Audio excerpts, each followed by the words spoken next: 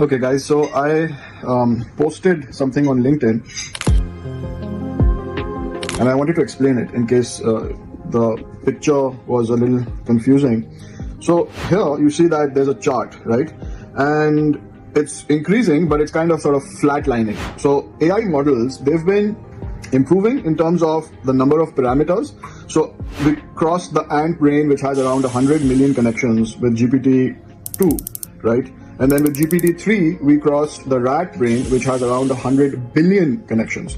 But the human brain, which has 100 trillion connections, we have still not crossed. So you can see on the graph I've showed that even with the latest AI models, we're still at 10 to the power 13, which is 10 trillion, right?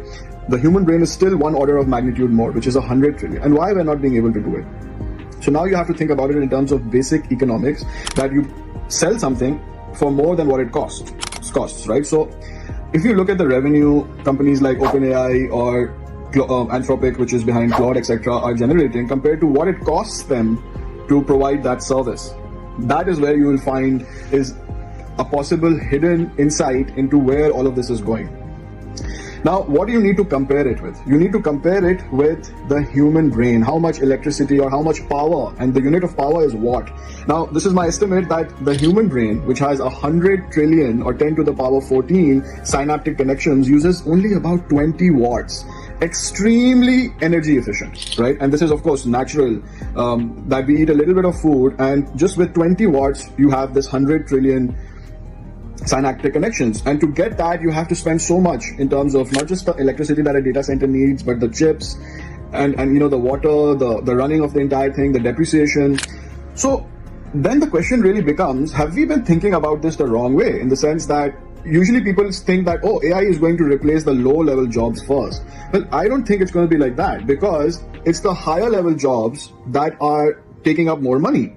So if AI eventually will be super intelligent, which means that it eventually gets to that 100 trillion human level and maybe even more, well, then it would make sense for it to replace the more expensive jobs like doctors, lawyers, accountants, etc., as opposed to the cheaper jobs that poorer people are doing for just eating a little bit food and using 20 watts to power their brain. It doesn't make sense to use an expensive robot backed by an expensive data center to replace that job. It just doesn't make economic sense, right? So I think it's a sigh of relief, because at some level I've been really worried about our masses, that, you know, are they going to be out of jobs?